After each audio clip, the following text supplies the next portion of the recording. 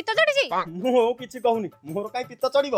ପିତ ତ ଗାଁ ଲୋକଙ୍କର ଚଢିଛି, ଲୋକ ତ ମତେ କହୁଛନ୍ତି। ଏଇ ଅନେଇଲୁ ବିନା କପିଟା 10 ଦିନ ହବ ମରିଛି, ତାର ପରେ ଆଜି 11।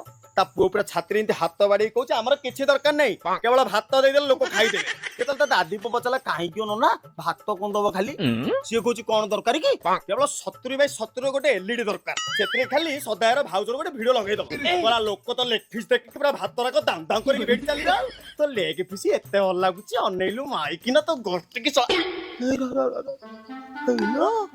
ଇଏ କଟା ବ୍ଲାଉଜ କଣ, ମାନେ ଇଏ କଟା ବ୍ଲାଉଜ କଣ, କୋଉ କାରିଗର ବନେଇଛି, କୋଉ କାରିଗର ବନେଇଛି କହିଲୁ?